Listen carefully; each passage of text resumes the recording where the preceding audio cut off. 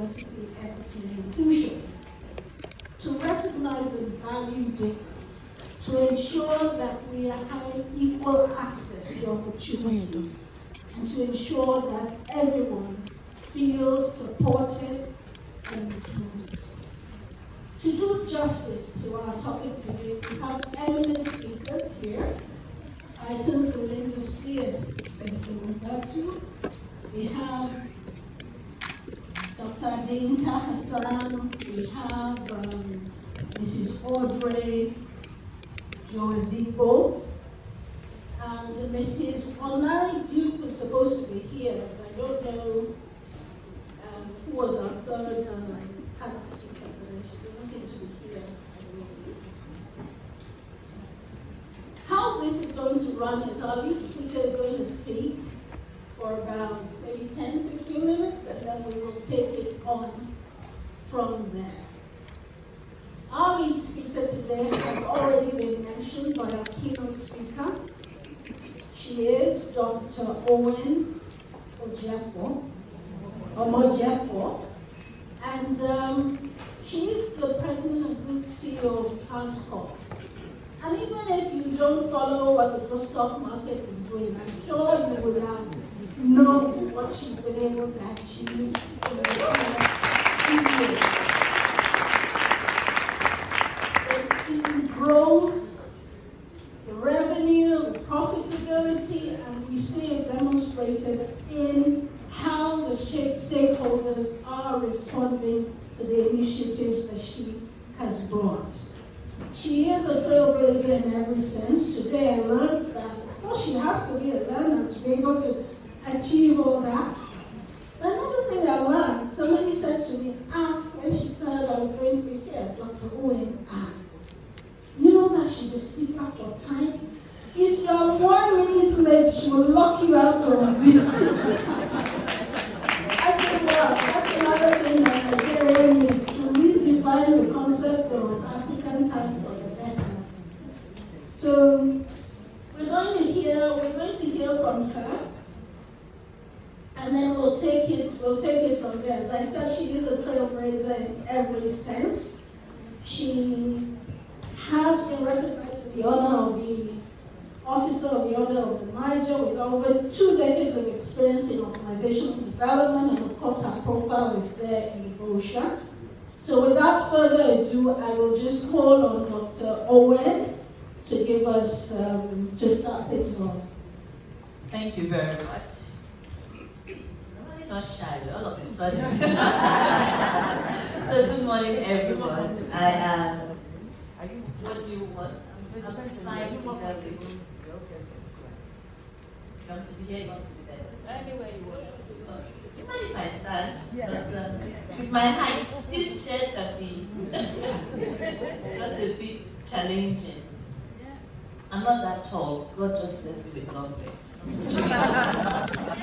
So good morning again, everyone. My name is Owen Omogiafo. Owen means sunshine. It's an endonym.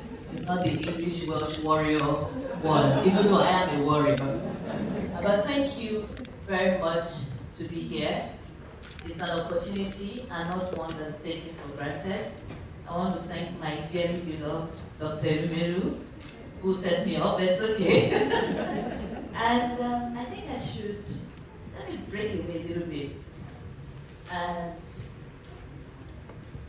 we're talking, the theme of my own panel is about building inclusive boardrooms, impact and opportunities.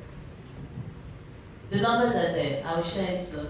My dear Miss Malize gave me work this morning. I had projects to do this morning. Somehow, if you're familiar with me, I normally just talk. I'm not so much of a PowerPoint person, I'm not a TED Talks guy. I find it more connecting. If I'm in a classroom to teach, then I would have slides. But she asked for the slides, so we're very compliant and prepared. But I want to thank, there's some people in here this morning that I actually saw them and I think I should just thank them. Because in no mean measure, without knowing, they're actually responsible for the Owen that's here today. Because it's what they did unknowingly very early on in my early life. I started working pretty early. I started working when I was about 20, and I've worked every day, apart from when I take time to have children. I've worked every day. And I thought everybody knows, even when I take time to have children, I'm still working. Because I just love it. It's a passion for me. And can I start with Mary Basti? Yes, Jesus. Please do, as we call her then, Mary Basti. Yes, you. You didn't even know that. Please, phenomenal Mary was in Lagos when I was in Port Harcourt. But I would see her, look at her from far and say, one day. And I saw just how she conducted and comforted herself. And a number of other women in Platinum Bank was a phenomenal organization. I saw I would never, where are you? There you are. I would never Omogiafo, who actually represents a number of women from my Accenture days. I started working in Accenture. I joined Accenture pregnant. And it's on record that despite having worked there for just 4 months, I was promoted to the next level because there were women in the room who spoke affectionately friendly. And I really want to appreciate because, you see, it wasn't easy. I moved from Benin to Lagos. I'm a small town girl, born and brought up in there. When I came to Lagos, I kid you not, I put that sign on my car to be driving. That's how terrified I was of the drivers here. I will never Omobola to Leke Obi Bekwe Society of blessed memory. And so many women in Accenture, they made me believe that I could be pregnant, I could do the job, and I could still look $1,000,000 while doing it. I used to go for antenatal classes. Why? These women will sit me down, they will come. How are you feeling today? Is the baby kicking? Is it this, is that? Even when I had him, and I was going through that difficult transition of being a single, it's just you as a woman, and then you now have a mom, a household, and go. They would help me watch him. Because I used to be in a crash across my office. I'll pick him up, and he had his office mobbies. They would pick him, in fact, Omobola, who was my Oga would put him on her swivel chair and be swiveling him around while this 24-year-old girl could continue working. Ladies, there are a number of people in here, and as I'm going around and I see you, I will bring you out again, so be prepared. But you see what these women did is that foundation. Because you see, a number of women, we give up. And if we're being honest in the room here, we give up, we take time out of our careers, we skip promotion opportunities, please, right or wrong. We skip promotion opportunities. We say, no, please don't send me there because who will take care of my home, who will do this, who will do that. But I had these women across. And now I said, let me deviate a bit from what my dear Miss Malise had been put down, just to say something that is very true about how we're creating.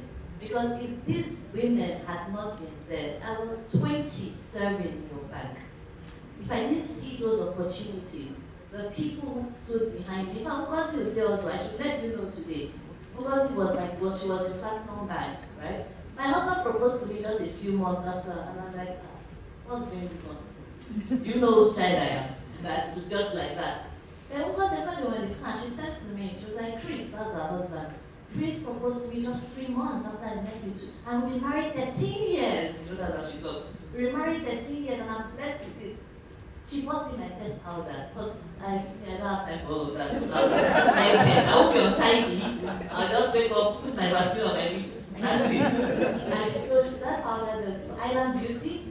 Remember it's Island Beauty, so you know how old.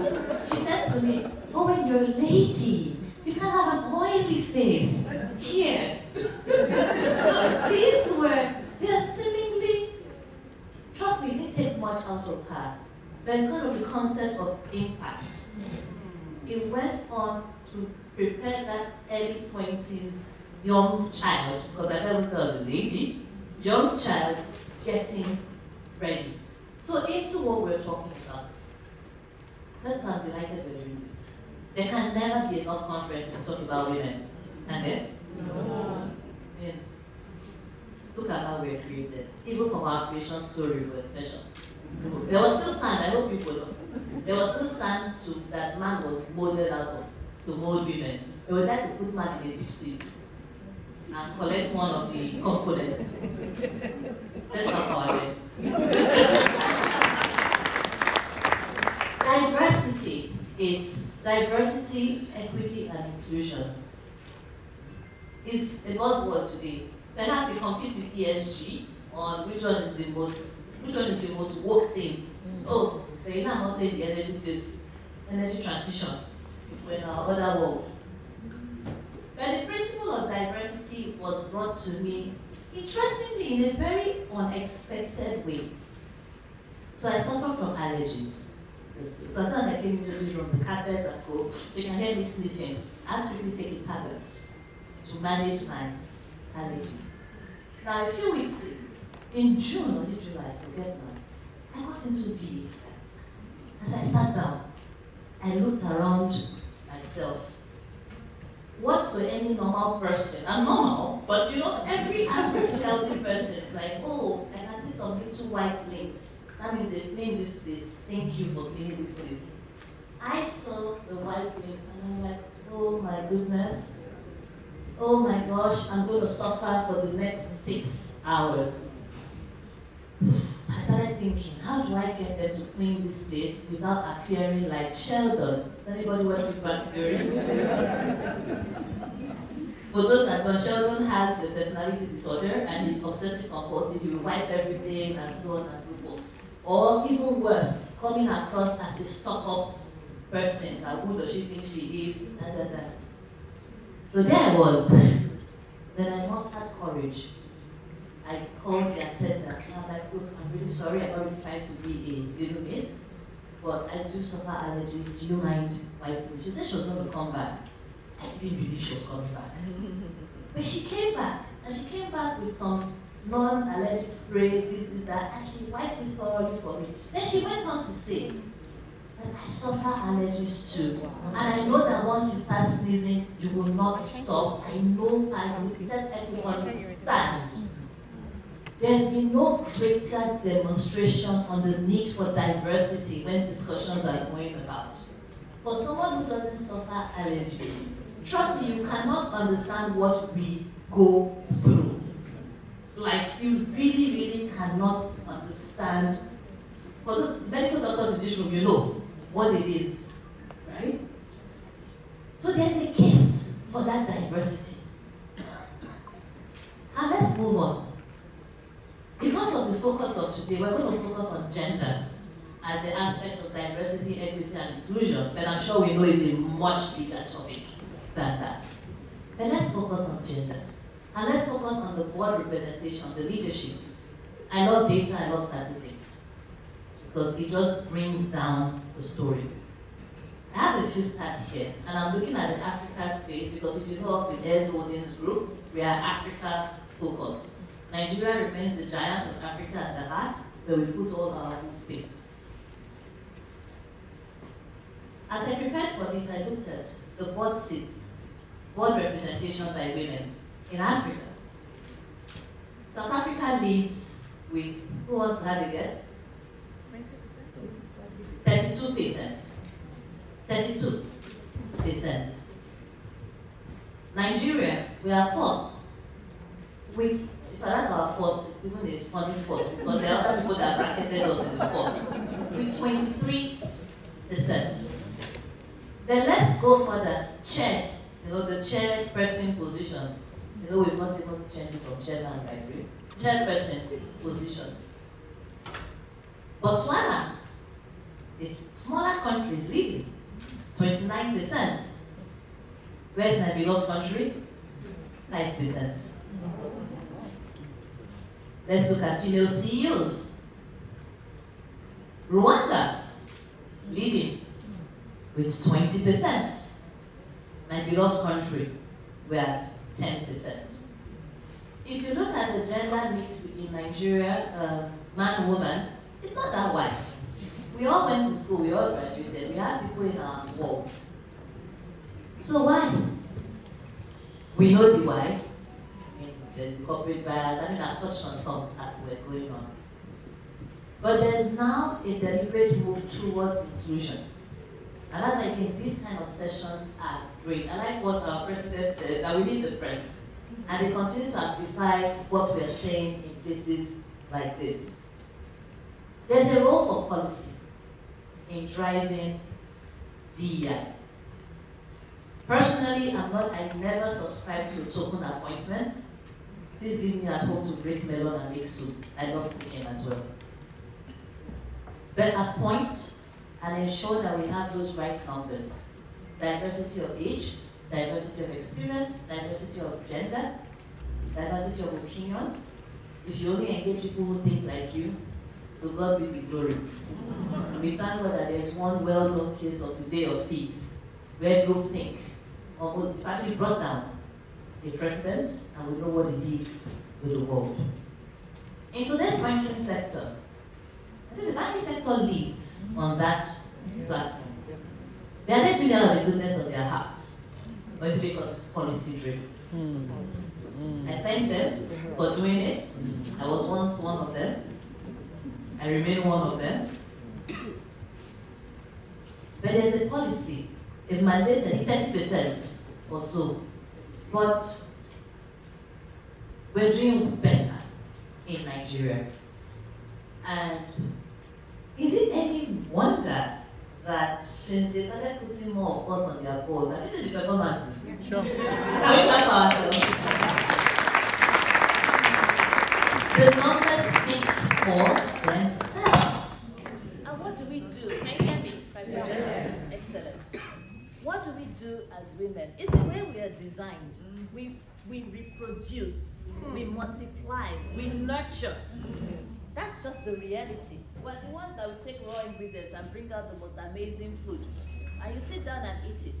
We bring up children. We create generations and generations. Yes, I know science is coming up. AI, may you stay back for a bit? We don't want to figure out just yet. I know there's been some developments and so about that. But we see what's going on. In the last few years, we've also seen some more developments in terms of policy and requirements, even our FRC code. Now that they're looking at more on diversity, I think the last review of the code now insists on 1/3 of your board being independent, non-executive directors, but they go further, they're asking about gender. But they've not quite come out fully to put a percentage. Once upon a time when I was younger, I used to say, no, I don't believe in quota. But as I've grown and matured more, there is a place for quota. But it should be quota with sense. Which is, do not go and put the least qualified person in the role just because of the person's gender, state of origin, or whatever. We should do what we did in the Tony Elumelu Foundation, which Dr. Elumelu talked about earlier. Indeed, when our first round, we had about 18%. And some people wrote us there, I think there's even one person in the room who has shared, that you guys should be more intentional, make sure that you select women. And not select women who are not capable.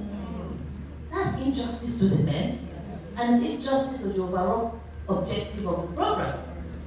So what we did was to, like Dr. Elumelu said, we took the opportunities to them. We sat down and said, what are the barriers to women applying?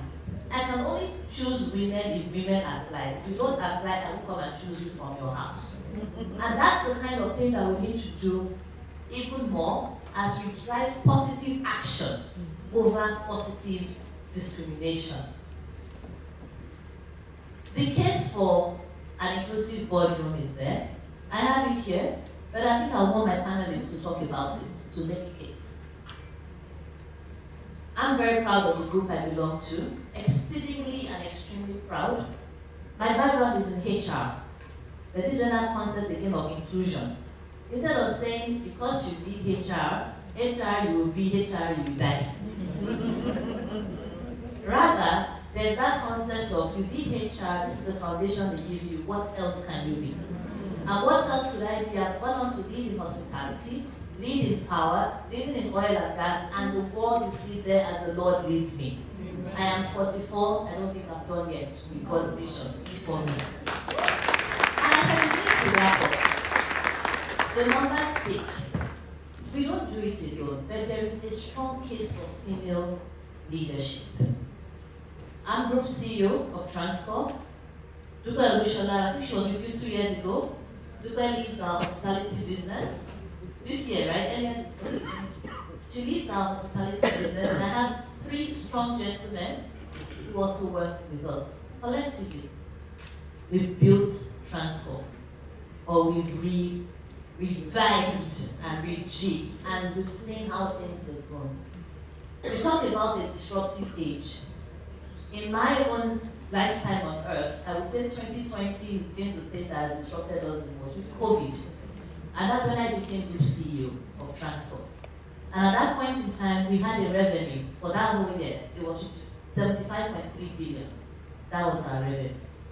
As at half year of this year, my revenue as a group, half year, not full.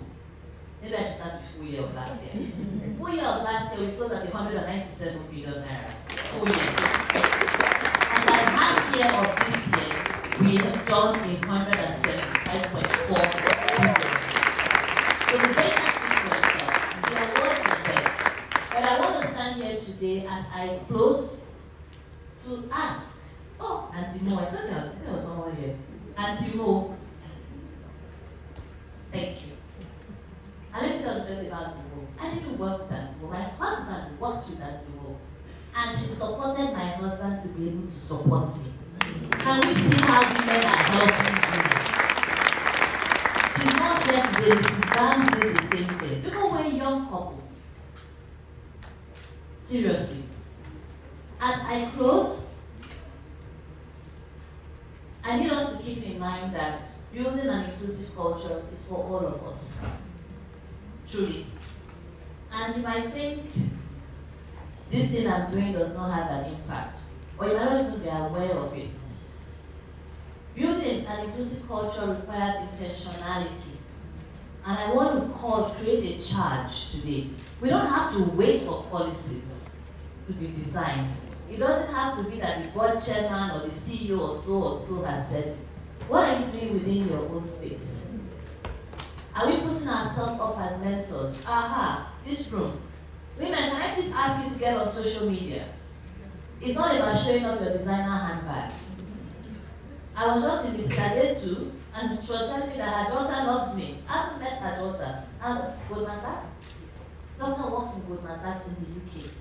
We need to put ourselves up so that younger women who are coming up, they can, because see, not everybody is blessed like I have been blessed. When I talk about I will never, Mary B, Mrs. But they can, in today's world, you can see people and follow their lives from what they do on social media, whether good or bad. And quite unfortunately, too much of the bad is being portrayed as what is the it thing to do. Quite unfortunately, too much of the bad. But bad cries when good is quiet. So please, my call to action to you today. It's not the not just that I'm on LinkedIn. No, they are not on LinkedIn. That's not where they are. Get on Instagram. That's where they are. Let's show them about how you can look, dress beautifully without everything being everywhere. Let me not go there. How is the concept of beauty and brains? And in today's world, bronze, because you've got to be bold to be able to take it. They should want to look at us on the days when they falter. They want to go to our page, pick some wisdom. You might think, I only have 5 followers. But if your page is open, other people are reading. So that is my call to action as I leave. And I say thank you all very much for this opportunity. And I hand over to my moderator. Interestingly, the next job I got wasn't paying me as much. I had a pay cut, but I was happier to work with a woman. I tell you, women are like our mothers. They're a lot more empathetic when they deal with issues. Part of what I do is I train business executives, and oftentimes I say this joke, and I'll say it again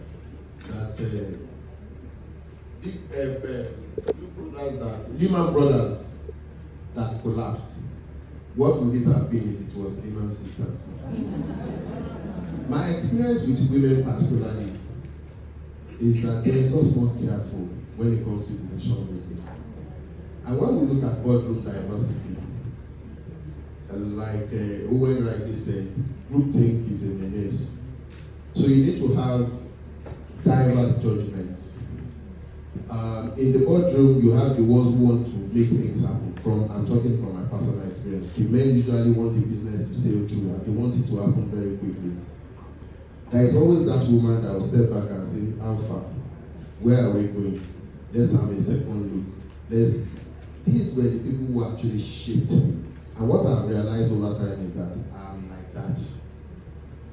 For every board where I am opportune to serve, I'm that one person. Before they bring up a proposal, they want to discuss with me first because Dr. Hassan will spoil it for you. So you need to first discuss with him. So I listen. This week, a strong member of a board who I belong called me and said, oh, you wanted to discuss this thing at the board and he thought he should run it by me. I knew what he was trying to do. In my mind, I'm like, say whatever you want to say. My principles will not change. So, if you want to call it blame, but it's not blame, that's why I call the women my heroes. So, talking about that inclusivity in the boardroom, it's very important. I like what Owen said about being deliberate, taking action. I would say every board of directors should have inclusion action. And what do I mean by inclusion action? Be deliberate about imprinting inclusion in what you do. And they say the tone starts from the top. So as directors in the boardroom, I had once discussed this issue of federal character, and I said, come off it. Inclusion has been with us in Nigeria forever. But how do we implement the inclusion? That's the issue. So she talked about quota, applying quota with sense. Don't just fill the gap because somebody from this location must be there. Is this person qualified for the role?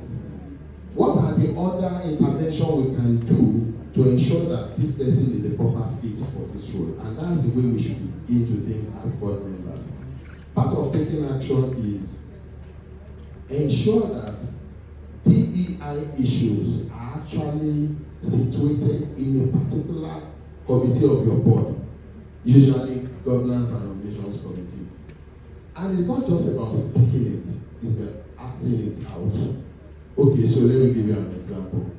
You open annual report and account of every organization. They talk about diversity, we employ disabled people. It's almost like a stereotype. You see the same thing copied every year. But when you go to this organizations, what have they done about ensuring that somebody disabled is able to climb the stairs to get into the place? You haven't seen anything, but they keep talking about it. So it's not enough to just talk about it, but we should also act it out. When we even think about the benefits they bring to the board, when you see diverse contribution within the value chain of every organization, you see a lot of benefits. I was going to talk about it, and she mentioned it as well, that research has shown that inclusive organizations, when you look at their bottom line, they usually come out better. And it's the truth. Go and check all the reports, recent reports that I have seen. It shows that when you have organization with diverse, you have gender diversity, educational diversity, and inclusiveness. And that is why today I will preach inclusive leadership. Even in our small businesses. I am going through a program in the Lagos Business School right now. And quite a number of things that I thought I always knew. It's a totally different thing for me. And I'm now beginning to, yesterday I conducted an exercise in my office. I told all my staff, which was what they told us to do in LPS, write 4 things that is an impediment to the progress of your work and make suggestions as to how we can make it better. I was able to speak with 2 of them yesterday, and I realized myself that I've been doing quite a number of things wrongly. They talked about mentoring, they talked about personal development. By the way, I made a decision yesterday that work week in my office is now 4 days. So we work Monday to Friday. Because the most productive member of my team is the mother of 3 children. she's from the north. You know? Bottom line is that as small as the practice is, we try to ensure that it's an inclusive process that we run. So what I would advise is what should ensure that management also walk through and they ensure that they gather as much information about inclusiveness and they continue to monitor the progress of inclusiveness. It's not enough to just talk about it, but you must set a plan to measure what gets measured get done. To measure your performance with regards to inclusiveness and you monitor the progress. And when the time comes, you evaluate yourself and come back and put appropriate intervention in place. Thank you.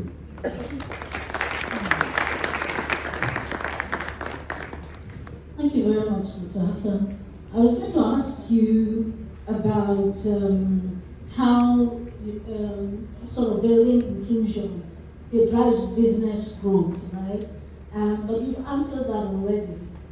So I want to ask you, what are the barriers? Why is it so difficult to bring that into our boardroom? We know that we're making progress now, but there's still a lot to be done. So why are there these barriers that we still see? And how can we harness them? Now this question is for you or anyone else who might want to chip in. Thank you, Rabi. I think when we're talking about the issue of barrier, we have stereotypes, and we need to remove stereotypes in our minds. We need to recognize other people's biases. I mean, in other climes, there is talk about the LGBTQ. I mean, somebody once told me at a conference that he was invited to a dinner by his boss, and he saw some gay people, and his reaction, made an impact in the mind of the person who invited him for the dinner. Yes, we don't recognize some things here in Nigeria, but truth is that when you are in the boardroom as a boardroom practitioner, you need to have respect for other people's culture. When I was studying for my master's degree in corporate governance in the UK, one of our lecturers in Korea, I noticed every time he was teaching us, he was always facing us. He doesn't write things on the board. There is a way he placed his little board in front of him. And one day he explained to us that in his culture, it's rude to back the people you are talking to, that you don't show your backside to the people you are talking to. That's something totally strange to me. But truth is, if you didn't talk about it, we were not going to know about it. Somebody talked about women putting themselves out there.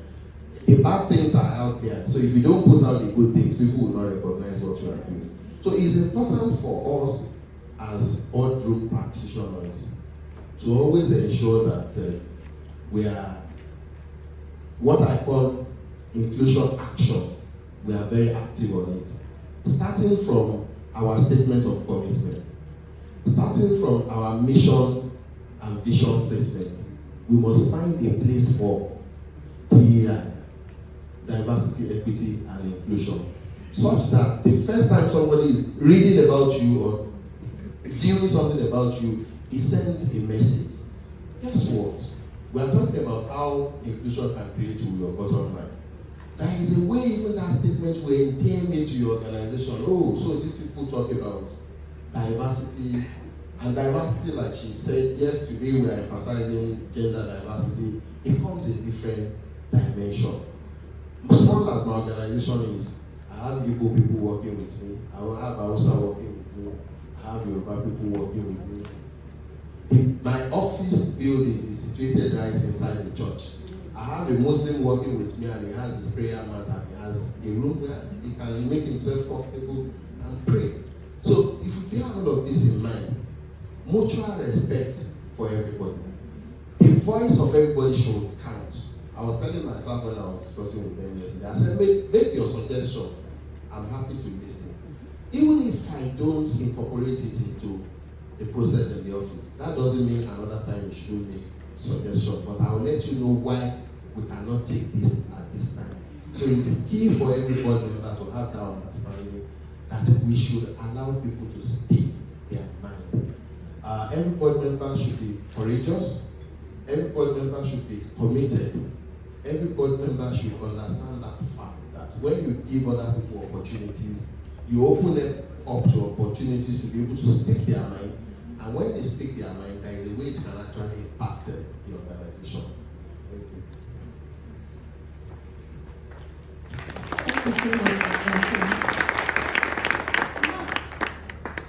Going from that to the energy sector, still on the issue of biases and stereotypes, because your area is so deeply male dominated, and so of course women like you are doing us proud, like trailblazing in that sector. So maybe if you can share an example, perhaps, of how you're able to address some of those biases and stereotypes within the energy sector, maybe from an experience you had. All right, thank you, and good morning, ladies and gentlemen. Before I answer this question, I want to take the opportunity to say something to Owen. Thank you so much for flagging the allergy issue. As someone who has to deal with coughing persistently for months on end, imagine how it was during COVID.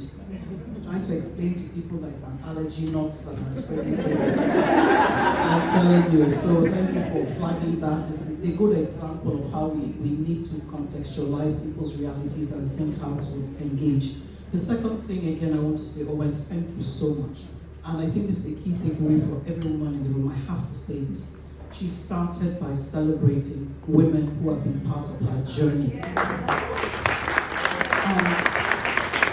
And I believe this is critical because everyone here, there's no woman, even the men know it, women don't get along with each other.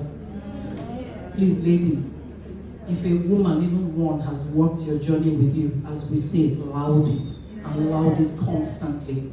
Because you take away some of that, and then you help another woman relax around another woman, because most of the time you're not already coming with the filters and the edge, and then it doesn't work out. So thank you so much for bringing that to the fore. So like you pointed out, the energy sector is male dominated. It's been like that forever. It's changing now, but we're still not seeing enough women at the highest of levels, and certainly not at the board levels. Maybe rather than giving specific examples, I would want to speak to why it's important in the context of today's theme, why it's important for the energy space that we are more intentionally looking at the DEI issues, even as then filter into the ESG conversation. Within the energy sector, there's a significant shift that is happening. We are finding that our skills are aging out. So the men who held the industry, or let me say the people, but they're primarily men, that have held the industry, that understand the technical aspects, they have the experiences. These are the people that have built things from zero to where they're standing decades later. They're aging out. And then on the flip side, we're having younger people who are not interested in your energy space unless they can see your ESG footprints. How does this impact our world? What's the purpose behind your profit? And so we're seeing them being more attracted to other sectors. And the challenge, therefore, is that for a country like Nigeria, for a continent like Africa, where the energy conversation is still key from a developmental perspective, we then have a challenge. Being able as companies, as corporates, to set the tone that encourages more of our younger people to come in and stay, because staying is the other conversation across every sector. We say, from millennials, Gen Z, and all the Gen, whatever we're calling, don't tend to have tenure. They don't tend to be interested in tenure as much, but our industry is more stable, more requiring that kind of tenure. The way we are then able to sell this is to show our commitment to inclusivity, to equity, to the considerations around bringing everybody's best to the table from a sustainability perspective. And if you dimension this along the Sustainable Development Goals, of which there are many, but if you take even looking at from goal 5 to I think 13, so whether we're talking about gender equity, we're talking about industry innovation, we're talking about inclusive communities, what's the word, the work, good work for everyone, sustainable societies, whatever element you want to take it from, you can't have this conversation without women. Now, in the energy sector as well, there is now, and has been for a while, the conversation about energy transition. Much as we have some way to go for Nigeria, for Africa on that journey, our reality is that when it comes to issues around energy, around climate change, women tend to be at the losing end in terms of the negative impacts. And we cannot therefore be creating solutions for women without women. It's that simple. So we need to bring more women onto the table.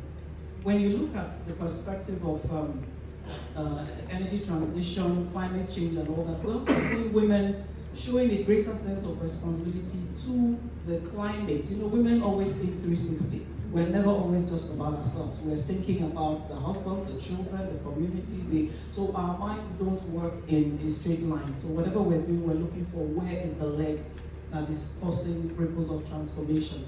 Therefore, you're seeing more women coming into the renewable energy space. We're seeing more women who are looking at waste to wealth, circular economies, and things like that. So you're already seeing that happening. However, it's one thing for us to be discussing women playing in the business, and then it's another thing for us to be elevating that to the conversations around governance of the larger corporates, and maybe getting into all the quoted companies and all that. And that's where a lot of work still needs to be done. How can we do this? Now, there are different things. When Doc was speaking, I think actually both of them have spoken about intentionality, one of my favorite words ever. That as body corporates, we want to be asking ourselves, how intentionally are we exposing our women to board leadership, board readiness training on the company's account? Because sometimes you hear things like, oh, we couldn't find the women. How can you say that? If every woman in this room is placed on a board, assuming we're all board ready, what kind of conversations we would be having? So, but from a corporate point of view, then being intentional about taking your leaders, your female leaders, and sending them for these kinds of training, making sure that you're there. I mean, well done to IOD for the board apprenticeship program. That's fabulous. Right? And then now doing those kinds of intentional sponsorships and trainings that are required. But I also like to flip and look at the other side of it, that as we're trying to build the capacity in the women, there is a lot of work that organizations need to be doing to speak to the men, not to see women advancement as a challenge. There's a huge psychology around that.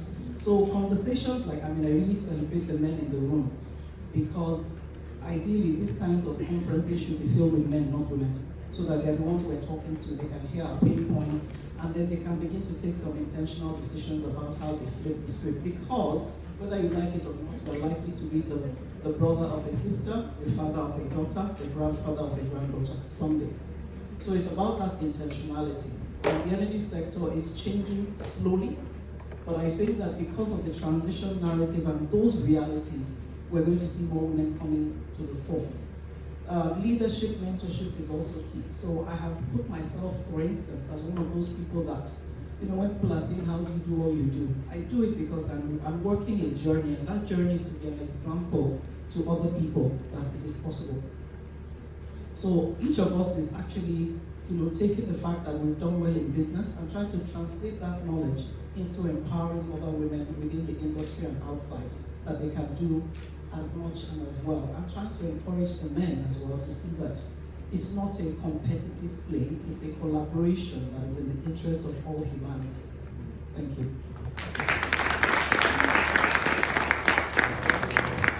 Thank you so much.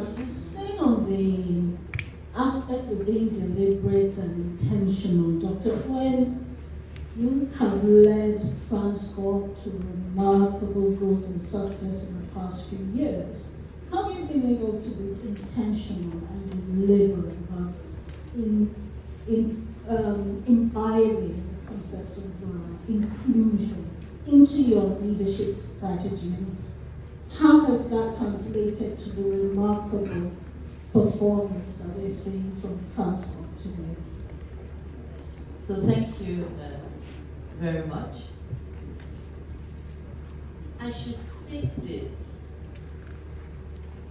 Within the group I operate in, so diversity is not a policy for us.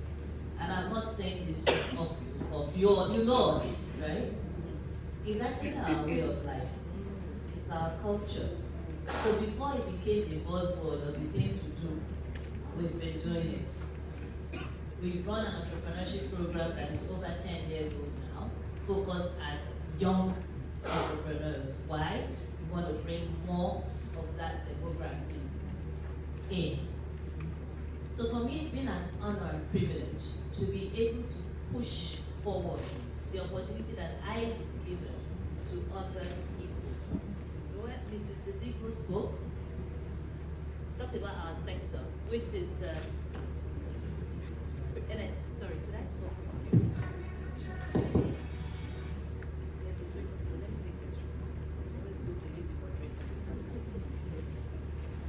Thank you. Much better. We talk about the energy space, no doubt. But if you follow the energy space, you see that there's been some evolution. Once upon a time, we were not allowed to go on offshore. Yeah, they were not. I remember a friend of mine from school, I went to university. Also a very stubborn pretty girl like me, May made their life a living hell in Shell until she was allowed to go. And she went, and she did it. And that's the thing, when you go and you do it, what happens? You open the door, which of course means that if you are given the opportunity, please do not do it, because you also close the door. So in our own group, there's that leadership tone from the beginning. As an OD person, you know what it is about culture. The culture is set from the top, and the founder of an organization, to a very large extent, determines or dictates the tone of the organization. And in here with our co-founder, it was beautiful, was elegant, Dr. Edwin, was supportive, who one time I was pregnant and doing my usual wahala. She was abroad. She sent someone, tell that girl to go and sit down. She's definitely pregnant. But it cascades. We don't have numbers, but we present on our numbers at the board level. So I have governors in our group. You don't want to know. If I go to Transfer Hilton and drink water, I pay for it. I just want to put that outside. Yes. And they also pay as well. It's open records. It starts from the top, it cuts down. So we look at our board, there's that diversity in there. And even though the people that we choose to be our points to the board, there are people who also have diversity ingrained into them. Because it's sort of easier to drive that culture of compliance. It becomes somewhat natural to you. Then the trainings become reinforcement, as opposed to you are so anti something and have to plead and bring you in. So Dr. Oyen, are you talking about how ensuring that you have people coming in that are already the right fit? So from that very starting From that right, good, because you are recruiting. A board appointment is a recruitment at the end of the day. Even if you're choosing a spouse, it's a recruitment. And once we keep that thing in mind, that anything I'm doing is a recruitment, you just follow the principles of recruitment. Thank you so much. But there's something I want to add, and I think maybe this is for you. So when I became group CEO, I looked at my power business. Power is like oil and gas. It's men. You see everywhere. We had a few female engineers. I started asking myself, what was their barrier? There's a physical barrier why people don't want to go into the space. Oil and gas is very demanding. You should know what it is to go to the sea. It's not something you really want to do per se. Then if you look at our power plants across Nigeria, they are not in Lagos. They are in interesting locations. My plant in Rivers State is about an hour and a half, 2 hours from Port Harcourt. You go through bush, and in my other one, like Ugeli Delta, not worried. So there's something we started, I put in place, working with my team. And I'm really proud of it. It's called the Transport Intern X. And what we're doing is creating an opportunity for young people to do internship. We all know the CWES program, right? Which for some extent, depending on whether you know somebody in an organization that you get in. So we've launched a program, Intern X, where we are looking at catching them young. And what are we doing in there? When they're still in university, they come to our plants to do their internship. Because you know, with the university system, internship is mandatory for your degree, right? So your parents cannot tell you, don't go and do internship, unless they don't want you to do what? Graduate. So by the time you come and do your internship, at that time when it is required, and you're still under the command of the school and your parents, so that barrier fear of, how will I go and work in AFAM? How will I go and work in Uveli? You've gone there, you've seen it. You come out of there an apostle. So when you're done with school, chances are you'll be more willing to go there to work. And last thing about, because I want to put somebody on the spot, that is my way. I challenge a young woman to lead this program. My assistant, because I believe you're not, why are you assisting for a long time? Assist for a while, then what you have to do, go and do something else. And Omotoya Adetiba, she's there in the room. Today's her birthday, by the way. She's the one that they tried to drive this program. Well done, Ms. Adetiba. Thank you so much for sharing that.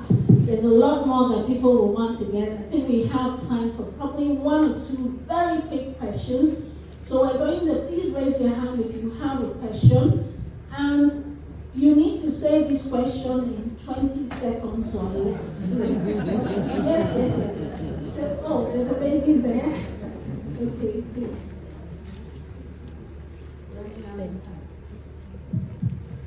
Good morning. My name is Kemi Ojerike. I lead the Meristem Family Office. And here's my question.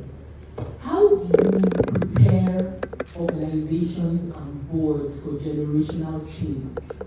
Because we're talking about this disruption